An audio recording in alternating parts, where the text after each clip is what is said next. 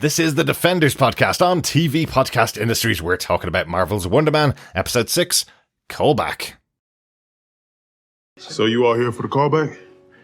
Claro. I studied at Juilliard, mostly done theater, but I just wrapped up a Chris Nolan project. Yeah, no formal training for me. I'm a student of life. Also, I'm Paul Thomas Anderson surfing instructor, and one day he was like, "You should be in my movie." Turns out I'm a natural. Phone hasn't stopped ringing. It sounds like a pretty rough journey. It wasn't. No, I was being sarcastic. Oh, cool. Not really into comedy.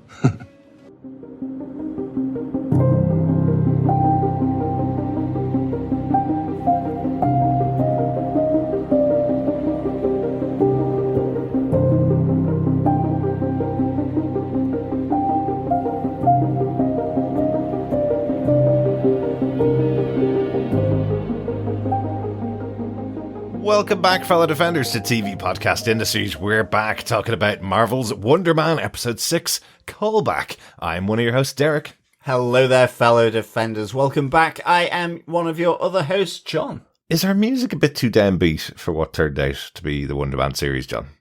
I was going for kind of a hopeful tune as our theme tune for the show. I think it's hopeful, but it gets the sense of Simon's loneliness. With a tinge of sadness to it, yes. And it is with a tinge of sadness, we have to say, that Chris had to step out just before we started recording. Yes. Baby duties. Attention.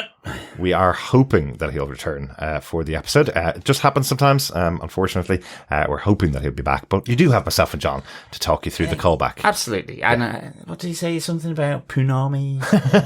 Something like that, yes. Punami, tsunami, or something like that. Yeah. So, yeah, something like that. Don't know what it means. But yes, we wish him all the very best. Yes. May the odds be forever in your favour, Chris. Absolutely. But hopefully he will join us for this next episode. I know he really enjoyed this one as well. If you are joining us for the first time for episode 6 of Marvel's Wonder Man, there's 5 episodes to go back and check out. But we do want you to subscribe to the podcast as well by going over to tvpodcastindustries.com. Subscribe on the player of your choice over there as well. And you can send us your feedback on any of the episodes of Marvel's Wonder Man or any of the shows that we're covering to feedback at tvpodcastindustries.com. And just a reminder, we will also have our Marvel's Wonder Man pub quiz, our 6th question, coming up later on in this episode. We certainly will, where you'll be in with a chance to get your hands on some goodies, maybe Wonder Man branded or not. Hope so.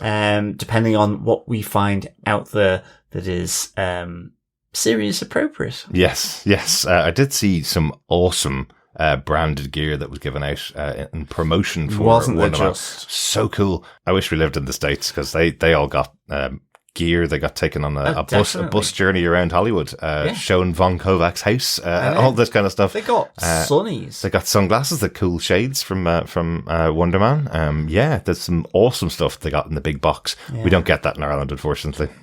No, we don't. Disney, sort it out. It would be great. But we will try and get some cool goodies for you if you are the one that gets all the answers right. Definitely. Yeah. Definitely.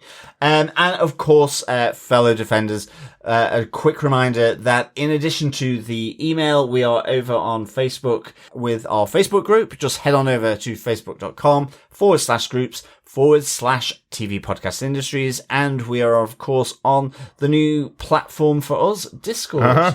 Yeah, it's only been around for about 15 years. But, exactly. We've had it for about a month and a half. And we'd love you to come and join us over on Discord if you're no longer doing some of those other platforms that we are also available on. Indeed. But, Derek, what are some of the episode details for episode 6 of Wonder Man? Well, this episode was directed once again by Tiffany Johnson, who directed episode 5, and the episode was written by Roja Gashtili and Julia Lerman, along with Andrew Guest. Now, Roja and Julia Lerman are co-writers for many, many years. Most recently, they worked on Joseph Gordon-Levitt's Apple TV show, Mr. Corman. Very good. And once again, another Apple TV show that appears out of nowhere and reminds me that the reason why I'm not seeing loads of actors that I really love is because they've all got Apple TV shows, which I don't have a subscription for. Apple TV, yeah. I absolutely adore Joseph Gordon-Levitt since Third Rock from the Sun. Love that show. Love everything that he's ever done, Yeah. pretty much. He's pretty Mysterious Skin, Uh-huh. his Nolan movies. as Dark Knight well. Rises. You know, Where he could have been Robin. he could have been Robin. Yeah, yeah. He's my Robin. He's my Robin. I'm not jealous at all here, John. No, don't be. We should certainly be getting more of our 5 a day over on that TV station. So you're telling me to get another subscription to another streaming Well, that service? is true. That is true. All right, we need more support on Patreon, people. But we won't be subscribing. But if we do, there's another show to watch. How about that? Mr. Corman over on Apple TV. Interesting. So quite cool that these are two writing partners coming to join the show for this episode. Again, one of the cool things about Wonder Man, peeling back the curtain for what goes on in Hollywood, it's giving opportunities to people who have all these different perspectives on how their lives went when they joined Hollywood. And this episode particularly is the most focused, I think, on the business end of Hollywood, isn't it? Yeah, in terms of, yes, that notion of the callback, Mm-hmm. and certainly, you know, the crazy director looking to sort of work his way through his own process. Yes. And I think that's what is kind of interesting here, is it's all so far out of Simon's comfort zone that it becomes really interesting. Well, absolutely. We will talk all about that in our top 3 takes. But first, John, do you want to tell us what they gave us with your synopsis for Marvel's Wonder Man Episode 6, Callback? Sure. Simon Williams and Trevor Slattery immediately drive to director von Kovak's mansion for the callback, joining other actors in the running for Wonder Man and Barnaby. Exhausted and lacking sleep, Simon is paranoid as the callback begins. Kovak pairs the actors with one another for chemistry tests via improvisational exercises. While Trevor impresses the group, Simon falters with his improv skills. Simon confides in Trevor that he is nervous about von Kovak, pushing him to expose himself, but Trevor encourages him that he is more than his powers. Simon and Trevor are finally paired together, which impresses Kovak so much he casts them both in the lead roles. After being dropped off home by Simon, Trevor is picked up by the DODC for failing to apprehend Simon, but Trevor says he's almost there and begs them to give him more time. Ooh, especially now that he knows all about Simon's powers. Indeed. Yeah. This is the first time he's talked to Cleary since he saw Simon actually use his powers, isn't it, as well? So, very interesting. But let us break it down as we usually do with our top 3 takes from the episode. Quiet on set. Take 1. Action. Because it's such a rush at the beginning of the episode to get straight over to Von Kovak's house, I guess we're going to start there, meeting the other actors. But there's an initial moment of tension when Simon arrives to the house and sees one pair of shoes outside the house and is wondering, is it a shoes on or a shoes off house? Quite a great little bit of comedy at the beginning, because Simon is stressed about absolutely everything.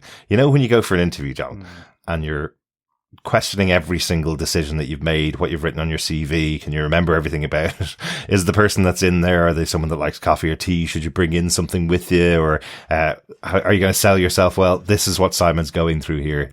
Could be the biggest moment of his career, and he could mess it up by wearing shoes or not wearing shoes going into the house. Oh yeah, no, absolutely. Fantastic. But I mean, it's interesting, isn't it? Because it is set up even in the car on the way over, that Simon's absolutely shattered and tired because he's been up all night, with the Chamoy bros, Jaden and everything like that. He's stressing. I mean, it's even to the point where he's saying, we need to rehearse something spontaneous, which I really love.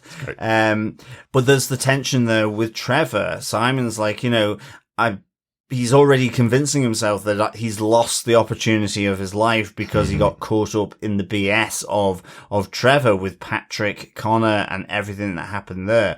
I do like that Trevor comes back to him and says, yeah, but you got a good story though. Again, it's Trevor trying to calm Simon down, Simon overthinking, overstressing, overanalyzing, over everything, and now overtired. So I think it's just really good. And yes, it leads to that wonderful moment of the shoes at the door test where, you know, there's just one pair outside of the house. I mean, again, it's just really nicely played here where you have Simon going, well, there should either be a line of shoes or none at all. There shouldn't just be one pair. Exactly. And then Von Kovak's assistant opens the door and she's got the long trousers where he can't see whether she's wearing shoes or not. And so you have, in effect, Tweedledum and Tweedledee here, where you have Trevor in his shoes and Simon having taken off his shoes, walking through the house to realise that not only do they all have their shoes on, one of them has got their shoes on the furniture, which is really bad manners. Absolutely. As my mother would have said. Yes. And I love that Trevor also tells Simon,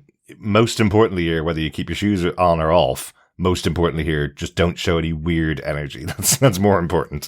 Whatever way you do it, it's grand, but don't make Von Kovak think you're weird, because that will definitely not get you the job. But yeah, they find out that they're not the only people that have gotten the callback. Everybody that's up for the roles of Wonder Man and Barnaby are here in the house with Von Kovak, and they're going to be doing a big workout session. I think Von Kovak calls it his prison of opulence, this massive mansion in Hollywood where they're all going to be stuck together until they work out who gets the roles. Well, absolutely. But he calls it my little retreat, everything I love and detest about Hollywood all at once. You know, this is the consummate outsider. You know, I'm guessing Eastern European, who has made it, is being asked to do this big action movie and is going to put his own spin on it. And so, I love the fact that everything that Von Kovak is saying is freaking Simon out. Oh, absolutely. You know, this isn't just a simple audition. It's not a reading of lines. This is chemistry tests, improv. It's all these different elements that go beyond just that simple reading the lines to the camera or with the people in the audition. And this kind of, you know, he's seeing hidden meaning and tricks in everything, whether it's the shoes at the door, or just looking to try and interpret Von Kovak's subconsciousness even. And again, it's like you were saying it from last episode where they read out the line.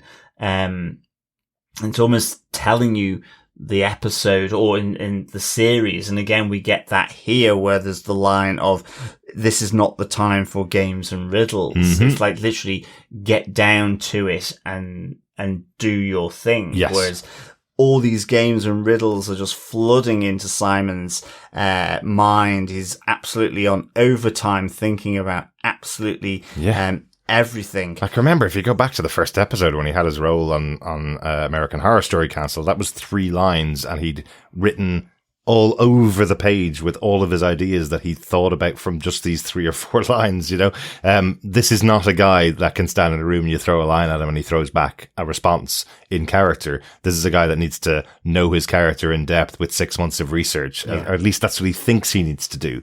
And this is what Trevor is trying to work with him on all the time, is telling him, you know, that process that you have, remember, you've never had a big movie before, right? So maybe that process isn't working for you. Go with the flow. See what you can do. I love the line that he says to him. I think it's even in the car earlier on. He says, the second wind will come. Just open your sails to it. Yes, exactly. Says, you know? That's so much good advice here. I mean, I think this is the other really nice thing about this whole show is just, yes, ultimately Trevor is a sneak behind all of this, dealing with DODC, but you can see that Trevor is bonding with Simon. You can see actually increasingly the conflict with Trevor and his role that's been forced onto him by DODC and by Agent Cleary. You know, whether it is the snapping of the chip so that there's none of the audio from Simon's mother's birthday, or whether it's this avoidance of Agent Cleary's calls. Trevor here in this moment is wanting Simon to succeed. Yes. He wants him to do well, and he's giving him all his advice. Yeah. And it's just really, really good, that kind of whole mentor element, I think that comes through here. That I say mentor, but I actually mean friendship, because I think that's, that is what Trevor is increasingly feeling for Simon, is a friendship. Yeah. A shared friendship between the two of them that's happened quite quickly, in a forced situation for him, but he appreciates it. Absolutely. It's even not just Von Kovak, it's the other actors here. There's, the very, very confident Juilliard actor who's just come off a Christopher Nolan project, which is just so good. Do you know, I saw headlines just after this show came out saying Christopher Nolan confirmed in the Marvel Cinematic Universe. Like, oh Exactly. my God. Really good. And what's even funnier is the other actor, the surf instructor for Paul Thomas Anderson. So Paul Thomas Anderson is also in the MCU, but I love him. We have the quote up front, but just this guy who's like the exact opposite of Simon. This guy just goes with the flow. He tossed surfing to a very famous director, ended off in a movie. He's a natural actor. There's a great moment when he delivers the line about games and riddles that Simon's been working on for days and days, and Simon looks at him and goes, "Damn it, he is a natural." Hilarious. It's so good. Yeah.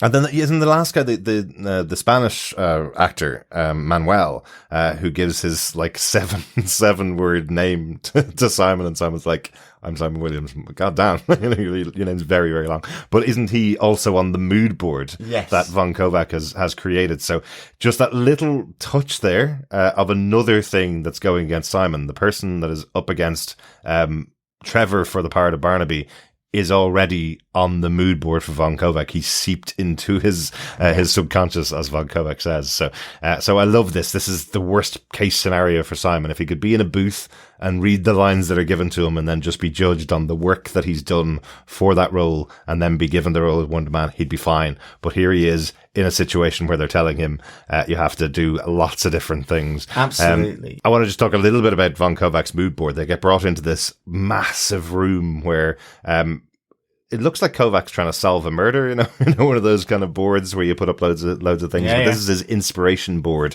for his big superhero movie. And guess what's on there, John? All the Avengers are on there. We have Falcon up there. We have Captain America's up there. We have Thor. We have Shuri and Black Panther are up there.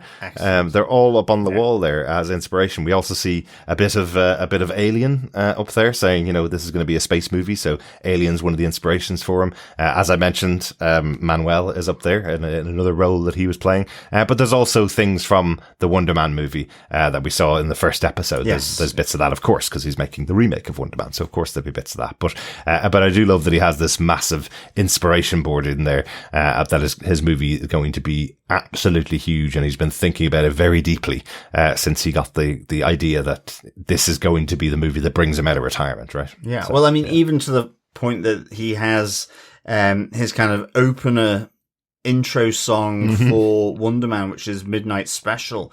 And again, I think all of this just layers on more pressure for Simon, because it's like, these are his ideas. He's kind of, does he want to go up against Von Kovak, this, brilliant director who has, without trying, got a huge action movie, because he's ultimately an indie movie director at heart.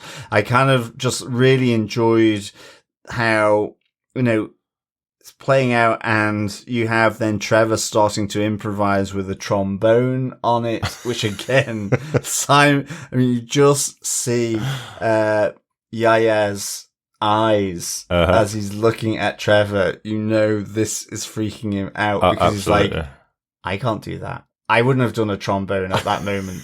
Why is he doing a trombone? in Credence as well, yeah. Do you know? So it was really, really good.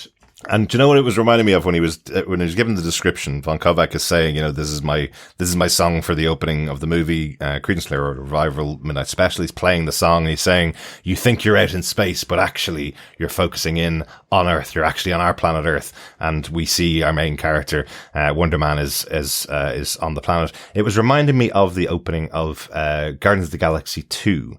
Guardians of the Galaxy 2, obviously, all the Guardians movies well known for their music, but it starts out in space and then we're on Earth with a de-aged Kurt Russell in that opening scene in the 70s with 70s music playing, and that's what it was reminding me of. I was wondering whether they took a bit of that. Was that what their idea was, that Von Kovak is kind of taking a little bit of the Guardians of the Galaxy there? Yeah.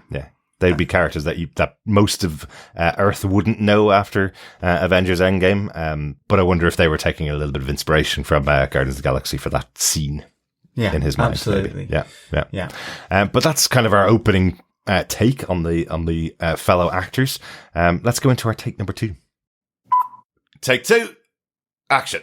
So we talked a little bit about it already. But let's go a bit deeper into our poor little stressed Simon here. Indeed. There's just that moment where you can tell he's things aren't going well for him at all when Von Kovak looks over and sees everybody saying the lines from the script with each other and just goes, let's throw out the script and start from scratch. Yes. Let's get past our preconceived notions of heroes and gods. Let's see where it goes. Use the house as your set. You have to perform a scene of whatever you want, and then he starts to give them some little inspiration. So is it Trevor and Ollie are the first to perform a scene, and they are a couple. Yes, a couple. Trevor is Ollie's wife, That's it. who he hates, but actually loves. And Ollie has an old hunting injury just here as he slaps him. It's so good. I love, and it's like after they've done it, it's like Von Kovak's, they're so present. Yes. It's just like absolutely effusive about Trevor and Ollie as they make their way around his house with that improvisation, and then it comes to Simon and Manuel and. Simon is not really finding it easy to improvise with Manuel, and ultimately he just goes with a scene from Pretty Woman, but also starts smashing up all the crockery to emphasize each of the lines, and you have Von Kovak saying, well, that's not what I was looking for. Simon, I'm disappointed. And I just thought this was really, really funny. I mean, for me personally, Pretty Woman, I literally detest with a passion. Yeah. Not because I particularly dislike it. I had to watch it so many times growing up because my sister absolutely loved it. She was a massive fan, wasn't she? Massive fan. Yes, or is a massive fan of it. Yeah. I think it was more initially to do with It Must Have Been Love, the big soundtrack a song that came from it. Roxette? Yeah. From Roxette, that's it. But oh my goodness, I think I watched that so many times. I knew so many lines, and then I was just like, I have never watched it again for since I was 14. Right. Showing your age there, John. But did you have the same experience then that I did? So you see Simon delivering these lines, and you're going, wow, he is killing this audition. He's doing such a great job. And then you're going, oh, there's something I recognize in those lines there. Exactly. Like, this is probably the most famous speech of Julia Roberts' career. It's been played over and over again outside of watching the movie, but I didn't get it instantly that that's what Simon was doing. And then it was when he says, you made me feel so cheap, and I'm going, that doesn't seem to work very well with what Manuel has just said. That was when I got the chills down the spine. Yeah, absolutely. And then he just starts smashing these plates from Von Kovak's table. Let's hope that specific set in the dining room is part of the pieces that he loathes from Hollywood. That's part of the problem. But that's it. But you have Simon sort of blaming Trevor again because he's tired and he can't concentrate for this. But he sees that it's not going well, and the next pairing seemingly goes even less well, where Simon is paired with Richard. And I think the improvisation here is that Richard is to be someone from Simon's past, and that Simon's given the instruction that he should really go back to that moment, like long ago. To be honest, I didn't really take too many notes around the speech, but it's ultimately the fact that Richard calls Simon a freak and persists with this, a freak from school, in the dream, and is just like keeps pushing it. Well, yes, he's saying things like he's pretending to be a schoolmate of Simon's from his past, and he's saying things like, we all know your secret. We've all been talking about you behind your back. You can't keep it from us. We all know you're a freak. And then Simon punches him through his face. What a shocking moment. And again, because Simon's been hiding his powers throughout the series so far, other than the moment with the drug dealers last episode, this felt like maybe the rage had overtaken him and he'd reacted. Absolutely. This felt shocking. Really shocking, seeing effectively Richard's head punched through by Simon. But also because it's coming from a place where you go, yeah, this is stressing Simon out so much he's lost complete control here. So it feels like absolutely real. And then you see that Simon wakes up from having catnapped effectively on the seat because he's so tired from all the shenanigans that happened with Esteban and Jaden. So like this was really a good little sort of rug pull for me as well. Absolutely. And I think, we've come into this knowing that this show was going to be a little bit more adult. It was going to be different from the other MCU shows. We've seen, almost 5 seasons of The Boys now. The Boys finishing up this year, a massively violent show where this type of stuff happens almost every episode. So it did sit with something that could happen in this universe. So to have that moment where he just wakes up out of his sleep and Von Kovak going to him, the person he's trying to impress most in his entire life, I think, Von Kovak going to him, "Are we boring you?" And Simon just going, "I just need to take a minute," and goes outside to clear his head. Yeah, absolutely. Shall we get on to our third take? Gonna go one last time. Take 3. Action. Yes, our third and final take is Simon and Trevor together win the roles. Yes. So all the pairings that Von Kovak had done with all the different people in the room, there really is nobody that has more chemistry in that room than Simon and Trevor. And they may not even know it themselves. But what Simon really needs is the wake-up call that Trevor gives to him. Yeah. It's not about reading lines. It's not about all the things that you're trying to avoid saying about your past. It's everything else about you that makes you the person for this role. It makes you the person that you are. It's showing them all of the past that you've had, not about the powers, but all the people that you've lost, all the life that you've lived so far, and channeling that into a role to show the world the human that is behind the lines that are being given to you. A great speech and a great moment that leads the two of them to work together. Yeah, absolutely. I thought this was really, really nice, actually, really affecting. Because you have Simon having to take a moment outdoors to kind of, well, at least try to compose himself. It's kind of not working, even, with all the best efforts of Trevor to help him. Again, he's just worried that his real self will show. And to him, his real self is him with these superpowers that ultimately will get him banned from doing this role. And yeah, I think you have a really touching moment where Trevor kind of says, the real you is not your condition. And I just think that's really, really important. Absolutely. But the sum of your experiences, because I think that can apply to anything. And so I think there's a really nice moment between these two. In this case for Simon, it's this notion of his powers and what that means to a world where most people don't have them. And here Trevor's like saying, sure, you have powers, but that's only one part of the equation that makes up what you are. It's love, hurt, caring, all that stuff. Yeah.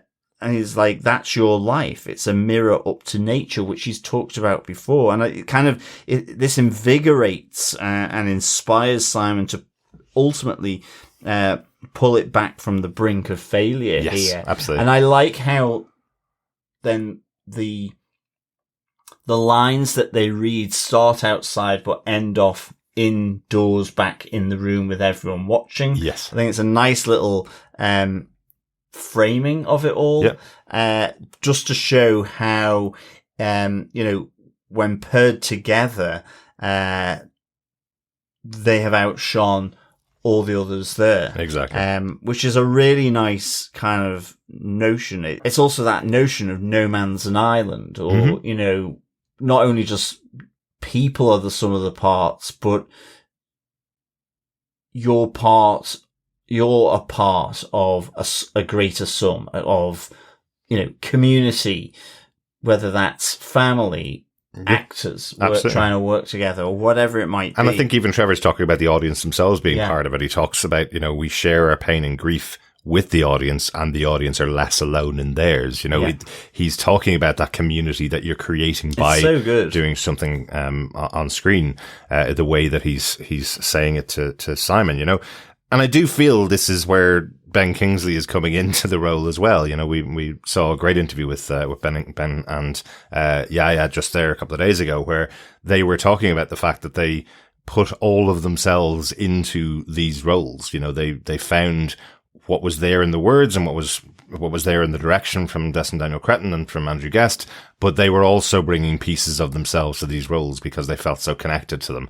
And you can see that there are moments here where you feel like Ben Kingsley is passing on some of his knowledge to, at least to the audience of actors that are out there. Maybe not Yaya, because he's a very successful actor in his own right, but you feel like there's pieces of them speaking through to the audience on the other side, which is a great harnessing of this actor, of these actors. And I think that's the thing. It's just like, two people having one another's back. Trevor supporting Simon in his moment of stress.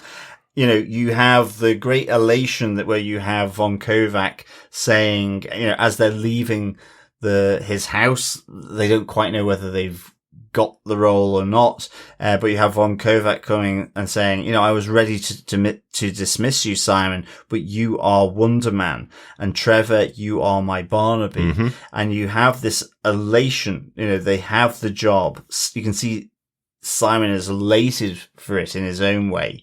Absolutely.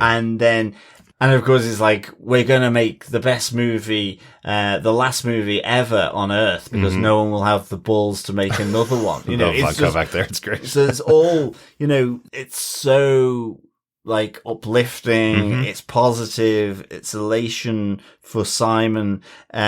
Trevor then is dropped off by Simon at his apartment, and I love the fact that as he pulls off, this black sedan pulls up and just basically picks up Trevor, chucks him in, and you have the Agent Cleary who's basically saying, well, you've been avoiding me, you're going back to prison. And Trevor's like, no, Simon is dangerous, I can testify, but I need more time. It's almost like just throwing him under the bus after all this loveliness, and you're like, oh no, this isn't gonna be good for Simon when he finds out. And you're like, Trevor, what are you doing? I liked how all this built absolutely, really over this episode with the auditioning. So yeah, really good stuff. Yeah. You're right. It's so interesting that that's the way Trevor handles Cleary on the other side after having these amazing moments with Simon beforehand, where the two of them connected so much. Trevor somehow, despite being the Mandarin and being arrested by the FBI, has found himself in the role on this massive movie that was really a trap to get Simon captured in the beginning. But now Trevor's committed to this massive role in this massive movie. So, how the heck is this going to play out I know, as the rest of the season goes on?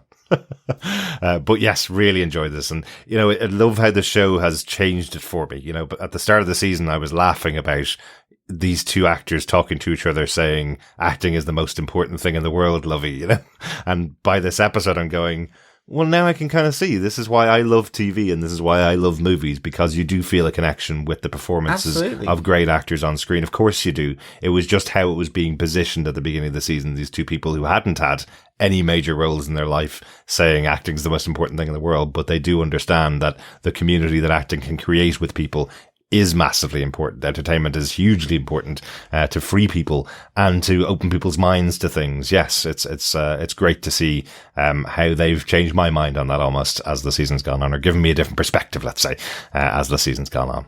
So, anything else on that point, John, or any notes that you have about the episode? Yeah, the only note I've got is kind of you have the flashback to Trevor auditioning for the Mandarin, and to be honest, I just really like the way the person behind the camera who you don't see is like, well, just try to sound scary. And I like how it comes and develops in that moment of the audition tape for Trevor. It's kind of, because it starts off a little squeaky, the tone's not quite right. And I think it starts off as an audition for a job in a pizza commercial or something like that. Agreed. And then it's something more scary. And the other interesting thing here is it's only when he puts on his sunglasses. And the other side of this is the sunglasses of Wonder Man. Like we were saying around in the Disney box that we were saying, and part of Wonder Man's outfit from the comics is his goggles or his specs and his sunglasses effectively. And here you have Trevor actually getting into full character of the Mandarin, having both darkened, deepened and gravelled his voice more from initially after the guy behind says try to sound more scary, but also putting on the sunnies. Absolutely, yes. Yeah. So I thought that was kind of quite a nice little moment. Yeah, it's such a cool scene to see this. And you can also, one of the things that's really clear here is that Trevor is massively out of his depth in this audition. He sounds like he's completely under the influence of drugs still, or very drunk coming in for this audition. He's saying he's not at his best at all. He doesn't really want to do this audition. And then even when he finds out that it's not auditioning for this, what sounds like an advert for, as I said, a pizza place, he's still saying, can I do this a different way? And the guy's pushing him and pushing him and pushing him, they want someone like Simon in this role to take on this role of the terrorist, and the more easily manipulated this person is because of the drugs that he's on, the better it is for them, right? So, I'd love if the reveal was that's Aldrich Killian on the other side of the camera. We never get to see the person. Doesn't sound like Guy Pearce. No. But you'd love if there was a moment that it was revealed that was Guy Pearce on the other side of the camera. But I don't think it is. It's probably one of his guys, right? He has a lot of people at AIM. Yes, he needs to be several degrees separated from this. Yes, exactly. Great stuff. Unfortunately, Chris didn't get to come back and join us. No, I would say he's well deep in it. I'd say he is. I'd say he's cleaning the walls at the moment. Sorry, Chris. But John, I think we need to get on to our defense. John, do you defend the 6th episode of Marvel's Wonder Man callback? I really do. I give this 4.5 von Kovak improvs out of 5. I love the patter of this. Just Simon again, just in a sense showing how incapable he is actually to some degree. He's very capable. Janelle sees it, but when it's in and of the moment, it's overthought, overprocessed. And in this sense, he's also overtired. And I like the fact that, there is this little wobble between Trevor and Simon. Simon does think, it crops up a few times in this where Simon's really blaming Trevor for how it's going in the audition, and that, this opportunity hangs in the balance because of being caught up in all the shenanigans of Trevor's past, effectively. I think Von Kovak's excellent, just the portrayal of the auteur involved here. His assistant with the long trousers that freaks Simon out with with the whole shoes at the door. I love that she even just leaves them outside Von Kovak's office, which is also right beside the front door, and doesn't say a word to them. And actually, they've got the role, Exactly. but because she's so offhanded with them and walks away, they think they need to go home. It's great. I think the improv exercises with the different pair-ups. Hilarious. I think I love the little almost bait and switch around Simon falling asleep and punching out Richard's head. That was really well done. That took me Really by shocking. surprise. Yeah. And ultimately, though, the conversations between Simon and Trevor out on the veranda and what it leads to is so, I think, beautiful. It's really, really good, which is then immediately undermined by Trevor looking out for numero uno, which is himself, at the hands of Agent Cleary, where it's, no, he is a danger and I will testify. I don't want to go back to prison. So totally for himself. And you're like, well, where's that going to go? How's that going to play out? So really, really looking forward to the next episode as well. So for me, yes, absolutely defend this. Again, really solid series, this for me. 4.5 Von Kovak improvs out of 5. Fantastic. One of the interesting things, actually, from what Trevor says to Cleary is that he needs time to get the evidence. Does time to get the evidence mean I need to go out and film the entire movie of Wonder Man? Don't pressure me for a few months while I'm filming it. Maybe that's his way in. Maybe, exactly. Derek, do you defend this episode of Wonder Man? Yeah, I absolutely defend this episode. This is a really, really good episode. Again, a strong sense of the Hollywood system and how movies get made, the collaborative process of writer, director and the cast that he's assembling around him. Really liked that insight, but also it's telling a story about the character here. Really importantly, what we're learning about Simon is he has to be in control of everything in his life, because he's terrified somebody's going to find out about his real past, his real history, his real powers, and being told by Trevor that actually he's got so much more to him other than his powers, and he's been hiding his real life, trying to hide the powers. It's such a great moment between the two of them. Yeah, absolutely loved this episode. Really good fun as well, especially with the extra actors in there as well. Yeah, really good scenes. And that's it for our episode discussion for episode 6. I think we need to go and get a pint down the pub, John. Definitely. Fellow quizzers, fellow defenders, welcome to the 6th installment of the Wonder Man pub quiz. We're on to question 6, which is, what is the name of the character that Richard still has nightmares about after playing the role in The Lieutenant of Inishmore? Oh, I didn't realise he was such a sensitive soul, John. Very good. You want to give the question one more time? Absolutely. What is the name of the character that Richard still has nightmares about after playing the role in The Lieutenant of Inishmore? Just a one-word answer, and that is the 6th question. Gather together the correct answers to all 8 questions at the end of the season, and email us in with those to feedback@tvpodcastindustries.com, and you could be able the chance of getting your hands on some very fun items connected, hopefully, with Wonder Man. Yes, absolutely. Good luck, fellow defenders and quizzers. Yes, and we, of course, want to keep hearing your thoughts about Wonder Man. You can email us through to feedback@tvpodcastindustries.com with your thoughts about each of the episodes for Wonder Man, or you can pop on over to our Facebook group at facebook.com/group/tvpodcastindustries, or join us over on our Discord server. The link is in the show notes of this very episode, or pop on over to Discord and search TV Podcast Industries. You should be able to find us over there. Let us know if you can't. We'll hopefully be able to make it a bit easier for you. We do have some feedback in on episode 6. First up, we got some feedback in from Mathematician over on Facebook. He says, anybody else pausing on Kovak's wall to look for Easter eggs? Lots of Avengers stuff in there, but as a non-comic book reader, the callbacks often pass me by. Trevor playing the invisible trombone was hilarious. I'd love to spend an evening with that guy. I love how he copes with the destruction he helped cause for Aldrich Killian, because he can't remember any of it due to being blitzed out of his skull. As a late 80s, early 90s teenager from the streets of inner city Liverpool, I can relate to not remembering much of the time for similar reasons. Nearly jumped out of my skin when Simon punched a hole through through the confusing actor's head. So Absolutely. thankfully it was all just a dream, and Kovak's house from the outside reminded me of Aldrich Killian's place that Tony infiltrated with his trusty tech. It wasn't the same filming location, I did check. Very good. They then stunned Kovak with a dramatic audition where they proved that less is more and surprisingly won the parts. Kovak feeling the same chemistry as we have watching the show.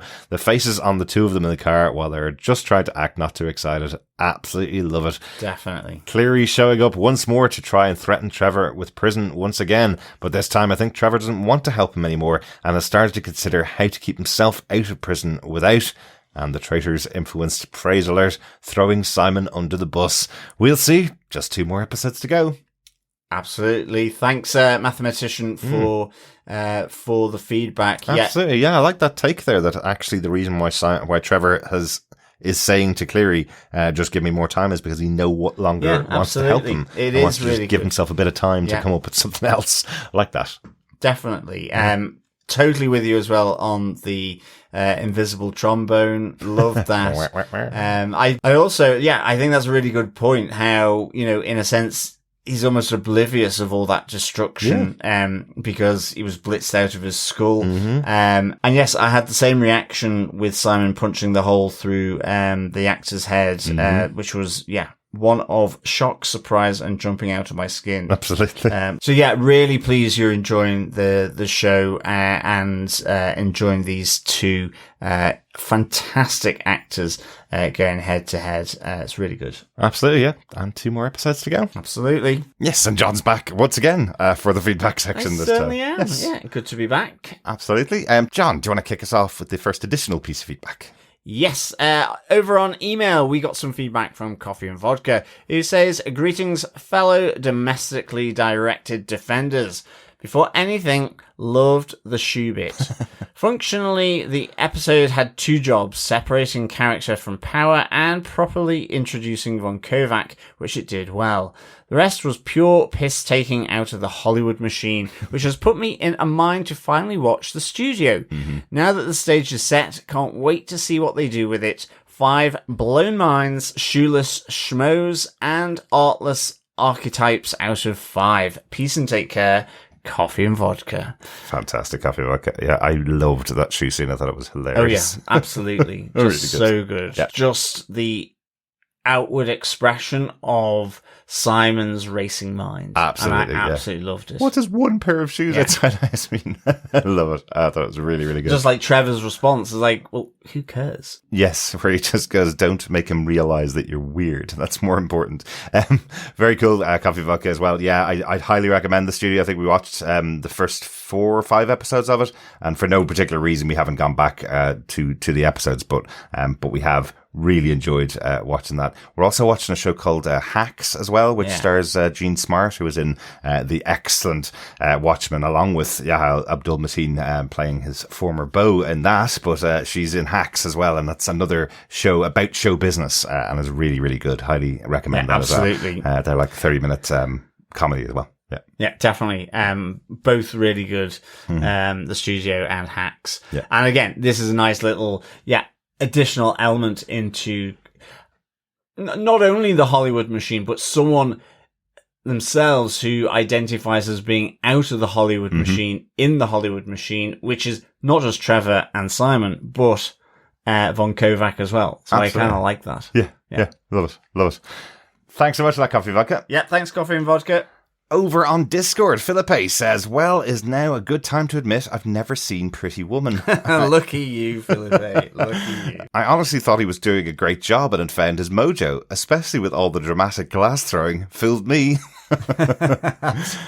It is just one of those things that lots of us may not have picked up as quickly as others. There's loads of people that could quote every single line in Pretty Woman, like you mentioned, John. Your sister would probably be able to quote every single line in that. She wouldn't. I don't think so. I only know that because I say I was forced to watch it. I probably wasn't, but in the end, it was just like ubiquitous in our household because she was watching it all the time. But that's what I mean. She probably would know that line instantly because it's such a big moment in the movie. Is all I mean. She might do. do. It's like my brothers used to watch Breakfast Club every day after school for years, and I mean like 2 or 3 years. So we've seen it in our household. We saw it up to 300-400 times. It's like when I go around the house saying there'll be nobody to stop us this time. Exactly. Yes. Yes. We know exactly what you're referencing there. So yes, it's a good time to admit it, Philippe.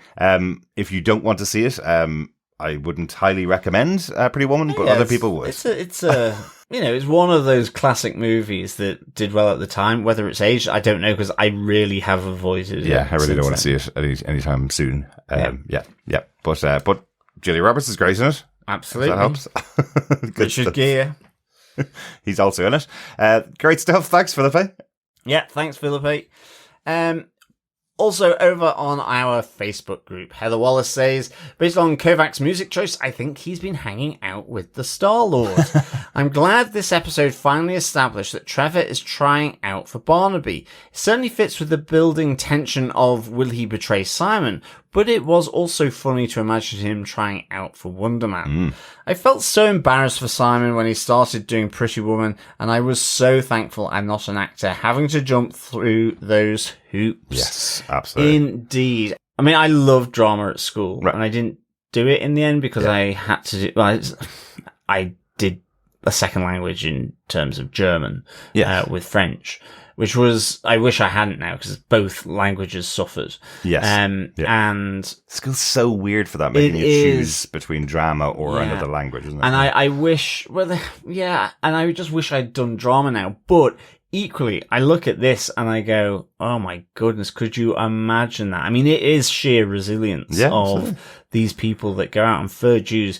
And I think that's the nice thing that comes out from Simon's brother, really. Yeah. Just this notion of, I mean, okay, he's coming at it from a very scornful point of view, but it's like, so you've gotten a call back, so you've got to interview again. Yeah. You've not got the job. And it's like, you hear about this, like, loads of callbacks, on some of the additional extras or, the myth that goes around a certain production. And you're just like going, could you imagine having that? Just the sword of Damocles held over you for so long. Absolutely. So will I, won't I? And also just having to be able to pick yourself up, that resilience, as I say, and get back at it after being told no, or maybe, or possibly. Yeah. Well, you're good, but, I've had moments like that where ultimately then I go, oh, well, screw you. Yeah. I'm not doing that again. Absolutely. You can't do that because you might be blacklisted in Hollywood, John. Exactly. So, yeah. Yeah, no, I've had times being out of work and having to interview a lot for roles and not hearing back, not hearing anything at all, putting your best foot forward. Great. Yeah, you could do that over and over again. And then you may get to the perfect place. They want you, you're perfect for the job, and then you're just terrible at the interview because you've done 20 interviews beforehand where you've put everything into it and you've been beaten down by the system, Can you imagine what that's like if you're doing 2 or 3 auditions every single week? It's just a tiny insight in the background that's here. But we did mention some of the things that do come through are, for this show itself, someone like Yahya Abdul-Mateen having to do those recordings of himself doing self-tapes in hundreds of different outfits, in hundreds of different styles, just for the background of an episode in this show. I just think is really funny that they would have had the actor do that much stuff as well. But that happens all the time. People work on shows and movies for 5 or 6 months, and it turns into, an hour of TV or a 2-hour movie, That's a huge amount of time that they've spent, and we only see a fraction of that work and a fraction of what they've actually done, So it's cool that actually comes out. And yes, I don't know whether I'd have the patience to do that myself, to be honest. Yeah, and certainly Kovak's music choice would fit with Star-Lord and his mixtape, which ultimately from his mum from that sort of 1970s era. Yeah, I wonder did Von Kovak hang out with his mom at all those gigs that she went to with his dad as well? Maybe they went to a Creedence Clearwater Revival gig at some point. Great stuff. Thanks, Heather. Yeah, thanks, Heather. And thanks everybody for your feedback. Yeah, good stuff. Thanks, fellow defenders, for all your thoughts there. Keep them coming in for the rest of the episodes. Bye. Thanks so much for joining us for our chat all about Wonder Man episode 6. We'll be back next week with our chat about the penultimate episode, Kathy Friedman. Interesting. Yeah, interesting name for an episode. Interesting stuff. Yeah. Kathy Friedman in the MCU. Do you know Kathy Friedman, John? I don't. No, I do not. We will see, though. But yes, thank you so much, fellow defenders, for joining us. Until next week for episode 7, fellow defenders. Keep watching, keep listening, and of course, keep defending. Bye, my lovelies. Bye.